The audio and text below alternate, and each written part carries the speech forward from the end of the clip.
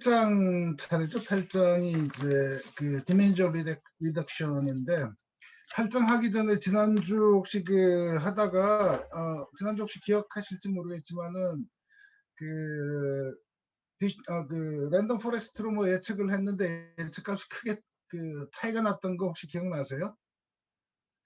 코드의 그레디언트 부스팅 요 위치인데 414에서 여기 이제 코드를 보시면은 이제 랜덤 값 3x제곱 플러스 0.5 곱하기 이제 그 3x제곱에 요거는 이제 노이즈니까 요 값을 이제 예측하기 위해서 이제 디시전 트리 리그레서를 이제 했었죠. 그래서 이제 첫 번째 트리에서 한 그 남은 차이를 두 번째 트리에서 하고 두 번째 트리에서 남은 리메인더 그 남은 이제 그거를 해서 그걸 다 더해서 이제 값을 예측을 하는데 0.8일 때 이제 예를 들어서 이제 0.3이라고 이제 한번 해보죠. 0.3일 때 예측을 하면은 여기 이제 예측된 값이 이제 0.17인데 뭐 0.27 좀 이 정도 차이가 나잖아요. 뭐 예를 들어서 이거를 0.25라 그러면은 25의 값을 예측해 보면은 0.17하고 3x제곱이 0.18이니까 거의 예측이 잘 맞죠. 근데 문제는 뭐냐면 그 코드를 책에서 왜 코드를 이 0.8을 예측하게 했는지 이제 궁금해지는데, 예를 들어서 0.8일 경우 훈련된 모델로 예측하면은 예측값은 0.75잖아요.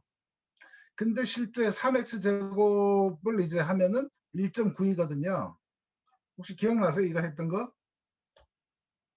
그래서 왜 이렇게 차이가 나냐? 그거에서 제가 나중에 확인해 보겠다고 했었잖아요.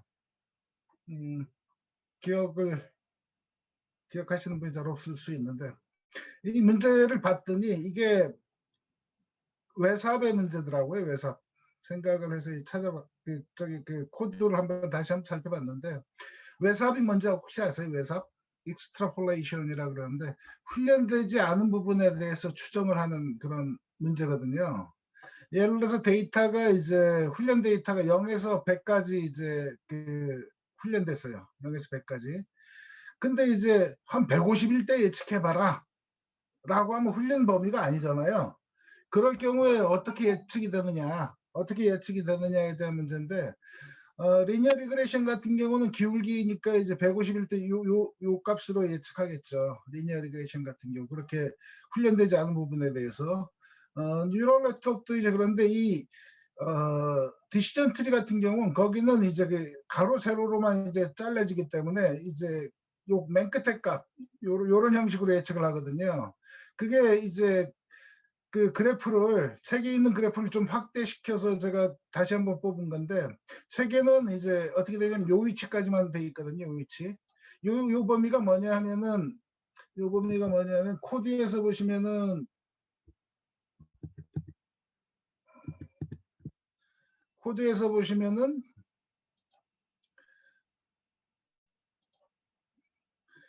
이 훈련 데이터가 이제 요 x 값이 어떻게 된 거죠? 이게 100개를 랜덤으로 뽑는데, 이 랜드 값이 0에서 1 사이를 리턴하잖아요. 0하고 1 사이.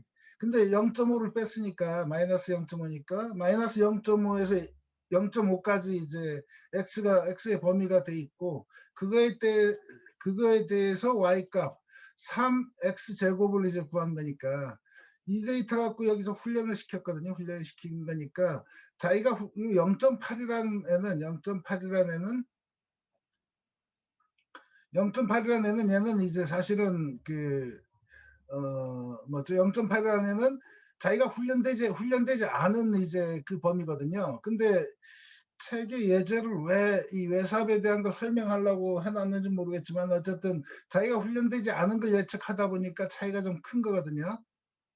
그럼 훈련 범위를 늘려볼까요? 훈련 범위를 예를 들어서 이게 마이너스 0.5에서 0.5니까 이거를 예를 들어서 좀 크게 뭐 한 2배로 늘리면은 이제 2배로 늘리면은 이제 그 빼기를 그럼 1로 해야 되나요? 1로 하면은 그럼 마이너스 1에서부터 1까지 갈 거고 그 데이터를 갖고 요 모델을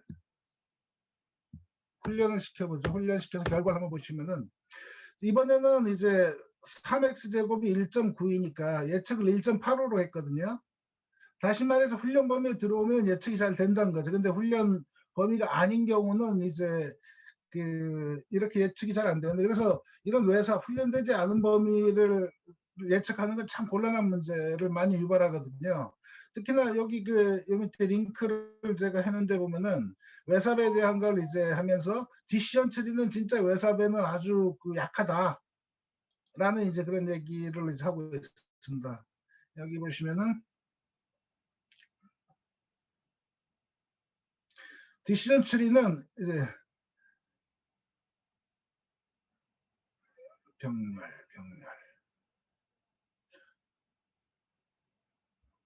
여기 이제 제목 자체 그대로 exploration is tough 힘든 일이야 for trees decision tree에 대해서는 이제 그 이런 외삽 자기가 훈련되지 않은 범위를 그냥 같은 값으로 동일한 하나의 값으로 이제 하기 때문에 외삽의 그 자기의 그 모델이랄까 그런 걸 이제 그 하기가 좀 곤란한 형태가 됩니다. 그래서 decision tree한테는 좀 많이 힘들고 사실 리니어 리그레이션도 사실 이게 이렇게 계속 간다는 가정이 없죠. 리니어 리그레이션도 외삽은 이게 함부로 사용할 건 아니죠. 함부로 사용할 건 아니죠. 예를 들어서 이제 이게 그 x축이 이제 가열한 시간이라 그러고 이제 y축이 예를 들어서 온도라 그러면 얘가 100도라고 한번 치면은 가열한 시간을 늘리면 늘릴수록 계속 온도가 올라가잖아요. 근데 물을 끓여도 예를 들어서 한 150시간 해도 100도 이상은 안 넘어가겠죠. 근데 이제 리니어 리그레이션은 이제 그냥 150시간 끓이면 150도, 200시간 끓이면 200도 그런 식으로 그냥 그 모델 자체가 그렇게 돼버리기 때문에 자기가 훈련되지 않은 데이터 범위를 예측하는 거는 머신러닝 이 경우 좋은 선택은 아닌 거죠. 이 외삽은 그래서 그리고 근데 아까 말씀드렸는데 디시전 트리라는 놈은 이제 그 훈련 데이터를 가로 세로로 뭐 자르는 그 데이터 범위를 자르기 때문에 그 훈련되지 않은 범위는 동일한 값으로 이렇게 만들어 버리는 거고요. 여기 그림은 이제 그 책의 그 그래프들을 조금 뭐 바꿔서 뭐 해본 건데 이제 그 요게 지금 여기 그림이 이제 0.5에서 마이너스 0.5에서 0.5하고 그 마이너스 0.5하고 0.5 사이만 훈련시켜서 요 바깥에 얼마로 예측하느냐 그걸 그린 거고 여기 나와 있는 요 디시전 트리는 요렇게 예측을 하는 거고 그 다음에 그걸 늘렸을 때 이거를 이제 2배로 아까 데이터를 아까 마이너스 1에서 1로 늘렸잖아요. 그랬을 경우 이제 그 예측 범위 내에 들어오니까 이런 식으로 예측이 어느 정도 조금 더 좋아진다라는 얘기 걸 이제 보실 수 있습니다. 그래서 여기 코드 자체가 그 지난번에 이제 그 3x 제곱 값하고 이제 그 0.8일 때 차이가 나는 범위는 외삽 때문이다라고 이제 일단 말씀드리고요. 근데 궁금한 거는 책의 저자가 왜 그 0.8 위치를 예측하겠다고 그냥 저기 넣어놨는지 그게 코드를 왜 0.8로 해놨는지 그게 저는 좀 궁금한 거고 그냥 예측된다라는 것만 보여주려고 그랬을까요? 어쨌든 외삽의 문제는 머신러닝한테는 터프한 문제다라는 걸 얘기 드리면서 지난주에 이제 그 이상하다고 했던 거는 이제 그렇게 정리하겠습니다. 혹시 궁금한 신사항이 있으실까요? 제 없으면은 이제 오늘 그 차원 축소 8장으로 넘어가겠습니다. 8장.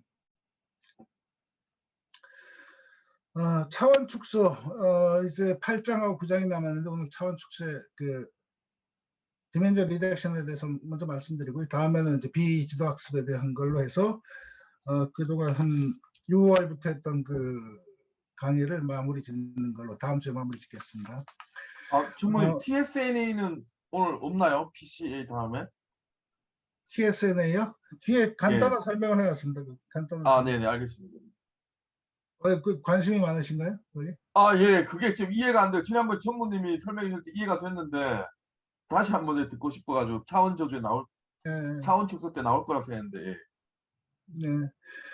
그 차원 축소를 하는 이유를 먼저 이제 그 책에서 설명을 하고 있는데요. 맨 처음에 차원 축소는 그 가장 중요한 이유는 일단 특성이 많으면은 입력의 피처가 많으면은 훈련 자체가 느리고 또 솔루션을 찾기가 어려워지는 경향이 있습니다. 솔루션을 찾기가 어려워지는 거. 인풋이 워낙 다양하다 보니까 어떤 인풋이 어떻게 영향을 미쳐서 어떻게 되는가라는 걸 이제 데이터가 아주 많아야죠. 아주 많지 않으면은 이제 특성이 많은 경우 특성보다 훨씬 더 많은 이제 그 데이터가 있어야 이제 훈련이 되니까. 그래서 차원을 축소해서 접근할 필요가 있다. 차원 축소하려면 그럼 차원 축소하면 어떤 차원을 없애야 되느냐라는 그런 고민을 하게 되죠. 불필요한 차원을 없애면 되죠. 뭐 불필요한 차원. 어떤 게 불필요한지를 알아내는 게 중요한 거고 그 알아내는 방법을 이제 여기서 좀 얘기를 하고 있습니다. 어, 여기서 예를 하나 드는 게 앞에서 그 엠리스트 데이터를 했었죠. 그러니까 손글씨 손으로 쓰는 0, 1, 2, 3, 4, 5, 6, 7, 8, 9 이게 0이야, 1이야, 2야 뭐 그런 걸 이제 판단을 할 때 전체 28 by 28, 784인가요? 그 784개의 점이 있고 각 점이 하나의 피처로 하나의 특성으로 되는 거죠. 그러니까 맨 이쪽에 있는 점이 까맣게 칠해질 때는 이건 0이야, 1이야 뭐 그렇게 판단하는 거죠. 근데 이 맨 끝에 점은 거의 뭐 칠해진 경우가 없죠. 주로 숫자는 요 중간 부분에 있으니까. 다시 말해서 그 엠리스트 데이터의 경우는 요 바깥에 이미지 연계 부분은 항상 거의 뭐 색칠되어 있는 경우가 없을 겁니다. 그래서 그걸 갖고 뭘 판단 못하기 때문에 그쪽 그 차원은 없애버려도 돼. 인풋에 넣을 필요가 없어. 그렇게 되는 거겠죠. 그래서 그런 불필요한 그 차원을 줄여나가는 거라고 한번 보시면 될 것 같고요. 근데 사실 그 엠니스트의 경계 부분은 전혀 쓰이지 않기 때문에 그 인풋 데이터에서는 전혀 쓰이지 않기 때문에 그런 거는 없애도 정보 유실은 없습니다. 정보 유실은 없는데 아주 드물게 이제 쓰이는 부분, 그러니까 쓰이긴 쓰이는데 잘 안 쓰여. 그런 놈들도 이제 차원 축소의 대상이 되는데 그런 게 없어졌을 때는 이제 일부 정보를 유실하게 되는 거죠. 일부 정보를 유실하게 되는데 그거에 대한 얘기는 뒤에 좀 나오니까요. 말씀드리기로 하고. 그 다음에 차원 축소를 하는 이유가 훈련을 좋게 하는 그런 것도 있는데 훈련을 이제 빠르게 하고 멋있는 훈련을 그 도움을 주기 위한 것도 있지만 또 하나는 차원 축소해서 그 데이터를 시각화함으로써 그 이 데이터를 어떻게 접근해야 되는가 하는 통찰을 얻을 수도 있습니다. 그 데이터 시각화할 때 쓰는 거죠. 높은 차원인 경우 우리가 머릿속으로 그리기도 좀 이게 어떻게 데이터가 분포돼 있어라는 그걸 이제 생각하기 좀 힘들잖아요. 그래서 그거를 낮은 차원에서 뭐 시각화하려면 보통 몇 차원이 돼야 되겠죠? 4차원만 돼도 시각화가 어려우니까 2차원이나 3차원 형태로 이제 해서 얘들 데이터가 이렇게 분포되어 있으니까 뭐 훈련을 어떻게 시키면 얘는 이제 리니어 리그레션이 맞을 것 같아 또는 뭐 디시전 트리가 맞을 것 같아 모델에 대한 이제 선택을 또 할 수 있고요. 그래서 통찰을 얻기 위해서 이제 시각화를 위한 이제 차원 축소도 있습니다. 그럼 차원 축소를 하는 방법은 뭐냐? 크게 이제 투영, 그러니까 프로젝션하고 프로젝션이라는 게 이제 뭐 저쪽에 차, 그, 막 투영은 뭐 평소에 많이 하시죠. 뭐 그림자 같은 것도 어떻게 보면 빛이 이제 그 물체를 비춰서 밑에 그 투영이 된 거잖아요. 어떤 평면 쪽으로 투영이 된 프로젝션 되는 이제 그 방법이 있고 그러면 이제 3차원 물체가 그림자 형태가 되면 그림자가 2차원이 되는 거잖아요. 2차원. 그쪽 그림자 형태가 될 수도 있고 또 매니폴드 학습이라는 게 있는데 이게 폴드가 뭐죠? 이렇게 겹치는 거죠. 겹쳐지는 거 폴드. 매니폴드라는 건 여러 번 막 겹쳐지는 건데 예를 들어서 많이 나오는 그 대표적인 예가 이제 그 스위스 롤입니다. 스위스 롤 빵처럼 이렇게 동글동글하면 이제 그 한 이쪽 축에서 보면 이제 여러 개 겹쳐 있죠. 여러 개 겹쳐 있는 그런 형태. 그거를 이제 학습하는 방법이 이제 여기 뒤에 나오는 LLE가 이제 대표적인 걸로 돼 있고, 요새는 그런 매니폴드 학습에 딥러닝 같은 거를 많이 쓰니까 딥러닝이 훨씬 더 이제 그 부분들을 잘 하고 있죠. 매니폴드 학습에 있어서는. 자, 그러면 이제 시간이 오늘은 이제 그 2시간이니까 쉬는 시간 없이 빨리 진행해서 연습 문제까지 가도록 하겠습니다. 첫 번째 절이 이제 차원의 저주라는 얘기, 앞에서 그 한 얘기를 어떻게 보면 다시 얘기를 하고 있는 건데요. 여기 그림 그려져 있던 걸 제가 잘 안 지웠거든요. 지우기. 자, 여기 아까 얘기한 대로 1차원, 2차원, 3차원, 4차원만 되기 시작해도 사실 우리가 머릿속으로 좀 그리기가 곤란하잖아요. 그래서 직관적인 이해가 어려운 그런 측면이 있는 거고요. 그래서 책에 그 다양한 예를 좀 적고 있습니다. 어째서 그런가 또는 뭐가 문제인가라는 우리가 그걸 하는데 그 어려움에 대한 얘기를 하고 있고요. 직관적 이해가 어렵다. 그리고 실제로 우리가 생각하는 것처럼 그 고차원에서는 움직임이 그렇게 되지 않는 예를 많이 들고 있는데요. 예를 들어서 가로 세로 1 그런 사각형에서는 이 경계선에서부터 0.01 위치에 이제 점이 존재할 확률은 상당히 작습니다. 뭐 0.4%, 뭐 계산 시간 한번 보시고요. 근데 차원이 높아지면은 만 차원이 되면은 이제 그 요런 경계선에서 이제 0.001 위치 가능성이 99% 이상이 된다. 뭐 상상이 안 되시죠? 근데 숫자로 계산해 보면 분명히 그렇게 나옵니다. 요거를 이제 또 재미있게 그 사례를 드러났더라고요. 뭐냐면은 다양한 면을 고려할 경우, 그러니까 차원, 뭐 다양한 인간 행동을 이제 고려할 경우 어느 한 가지 장면에서 이제 누구나 극단적일 가능성이 이제 무지 높다. 어느 한 가지 면에서는 어떤 사람은 커피를 진짜 진하게 먹는 사람도 있을 수가 있고, 그런 사람 말고 어떤 사람은 진짜 달게 먹을 수도 있고, 또는 이제 커피 말고 뭐 어떤 사람은 마라톤을 좋아할 수도 있고, 뭐 그런 식의 이제 상당한 다양한 면을 고려할 때 사람 누구나 이제 한 가지 면에서는 어떤 그 자기가 극단적인 뭐 그런 면을 가질 수가 있다. 여러 가지 방면을 고려할 때. 그러니까 이 고차원이라는 이 이제 그 직관적으로 이해가 어려운다는 그런 얘기를 하면서 이제 그 어떤 경계에 존재할 확률이 상당히 높아지는 거를 이제 그 다른 사례로 한번 얘기를 하고 있는데 이해가 되실지 모르겠습니다. 좋은 사례인지 모르겠지만 어떤 책에서는 그렇게 그 사례를 얘기하고 있고요. 그 다음에 고차원에서 그 두 점 간의 거리가 2차원에서는 이제 임의의 두 점을 딱 찍으면은 거의 평균 거리가 이제 0.5인데 3차원 가면 0.66, 여기 100만 차원 가면은 이제 408이란 거리가 된다 이거죠. 두 점 했을 때 차원이 넓어지면은 이제 거기 나와 있는 점 간의 거리가 평균 거리가 이제 그 멀어지니까 그런 걸 이제 그전에도 얘기했지만 스파스하다 그렇게 표현한다 그랬죠. 데이터가 이제 스파스하게 희박하게 존재한다. 희박하게 존재해서 그럴 경우는 이제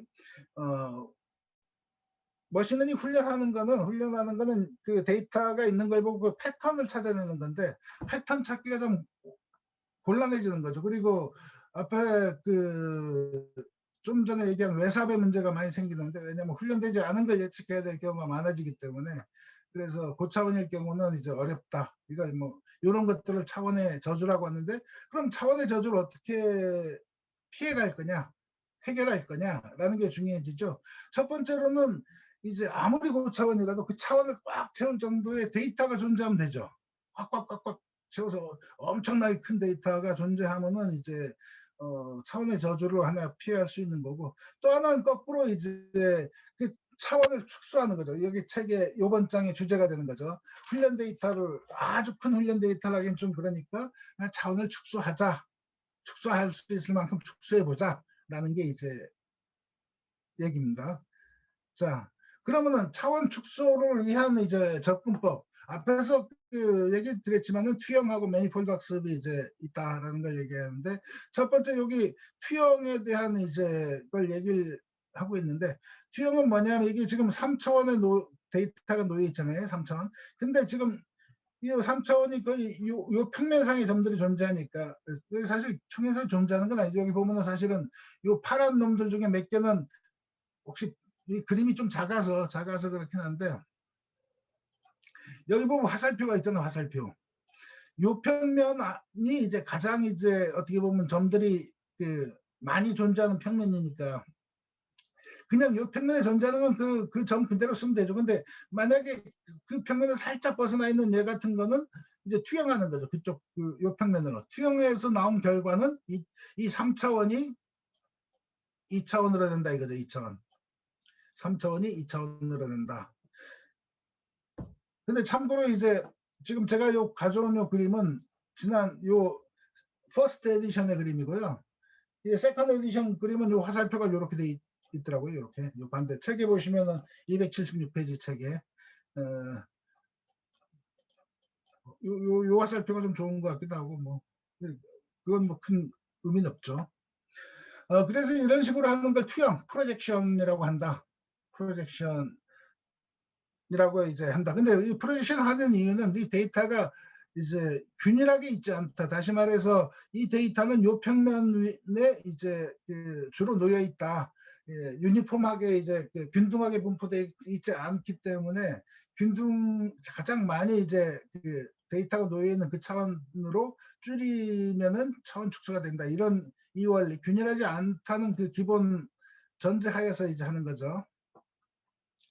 요게 이제 그 프로젝션이고 두 번째는 이제 요게 스위스롤이죠. 요게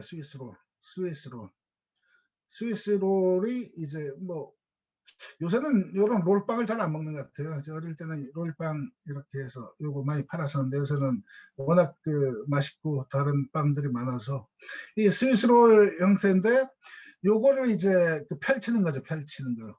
요거를 이제 조금 쭉쭉쭉쭉 여기서부터 쭉 이쪽으로 하나씩 펼치면 되나요? 그러면 이제 이렇게 이제 펼쳐지게 되는 거죠. 이렇게 이제 펼쳐지는데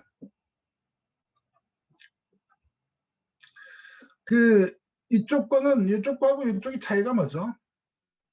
요거는 이제 요거를 여기서부터 이쪽에서부터 당겨 갖고 이제 펼치면은 이렇게 해서 여기서부터 색깔이 이렇게 변해가는 게 이제 쭉 이제 유지가 되면서 이제 한 거고 이게 언롤링을 한 거고 요거는 이제 뭐냐면 그냥 이 상태에서 프로젝션을 해버린 거예요. 프로젝션. 얘 하듯이 프로젝션. 그러면 이 점들이 여기 요 점은 요 점이랑 여기 점이랑 섞이겠죠. 요 점이랑 요 점이 섞여서 이런 어느 게 옳은 거냐라고 이제 질문을 하는 건데 어느 게 옳은가요?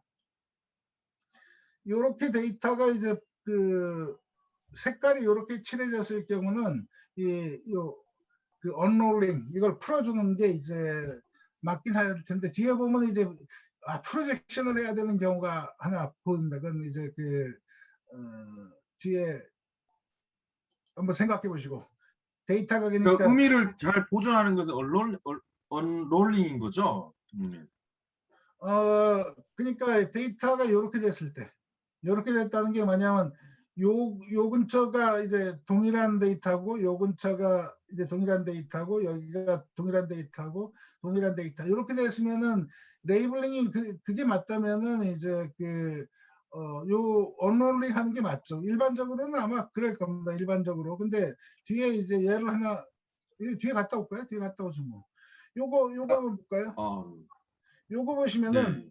지금 이거를 언롤링 한 결과를 한번 보는 겁니다. 언롤링 한 거. 요거를 언롤링 하면은 뭐 돼서 쭉 해서 요쪽으로 해서 잘라주면 되겠잖아요. 근데 얘를 이쪽 데이터를 언롤링 하면은 요렇게 될 거예요. 왜냐하면 요 중간에 녹색이 있고 요 끝에가 녹색이 있고 그렇죠. 근데 얘를 프로젝션 해버리면은 프로젝션 요 아래쪽으로 해서 이게 요쪽을 해서 요쪽은 다 녹색이고 이쪽은 연두색이 될 거예요. 그렇죠. 그러면 얘는 프로젝션을 해서 이제 머신러닝 하면 쉬워져요. 무슨 얘기인지 아실까요? 이거를 언롤링해서 이제 머신러닝 하려면 요 연두색하고 자 이제 녹색하고 연두색 구분해 봐. 그러면 이제 선을 이렇게 4개나 그려야 되잖아요. 그렇죠. 요게 데이터라면은 요게 이제 녹색하고 연두색 예를 들어서 얘는 뭐 붓꽃은 아니지만은 이제 뭐 무슨 꽃 해볼까요? 무슨 꽃? 개나리 해볼까요? 개나리가 이제 요쪽은 개나리 A, 요쪽은 개나리 B야. 그럼 요걸 이제 언롤링해서 이렇게 이제 뭐 하면은 이게 개나리 A와 B 구분해봐. 그러면 이제 힘들잖아요. 근데 이 상태에서 프로젝션을 해버리면은 요쪽은 개나리 A가 되고 이쪽은 개나리 B가 돼요. 자, 이제 프로젝션을 해서 멋있는 형은 되게 쉬워져 라는 거거든요. 근데 이런 사례는 많지는 않을 거라고 보긴 하지만 존재할 수는 있으니까. 다시 말해서 이런 형태의 데이터라 그래서 반드시 언롤링, 그러니까 매니폴드로 해서 그걸 언롤링 해야 되냐는 거는 뭐 100%라고는 못한다라는 얘기가 되는 거죠. 결국 데이터를 비주얼라이제이션에서 눈으로 시각화해서 이거는 프로젝션, 이 경우는 프로젝션이 낫겠네, 요거는 뭐 언롤링이 낫겠네, 요거는 사실 요 경우도 프로젝션 나오면 이제 뭐 요쪽이 녹색, 저쪽이 이제 연두색 돼서 요렇게 줄이 되는 거겠죠. 뭐 요런 사례가 있다. 근데 뭐 있다는 거 알고 계시면은 일단은 언롤링해서 보고 프로젝션도 해볼 수도 있다라는 걸 보시면 될 것 같고요.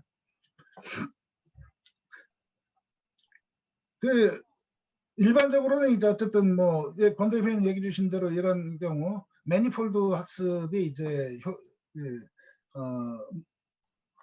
매니폴드 학습으로 해서 차원 축소한 게 그 머신러닝에 더 도움이 되는 경우가 많다라고 좀 보시면 될 것 같습니다. 그리고 딥러닝에서는 이런 매니폴드 학습이 아주 강한 게 딥러닝이니까요.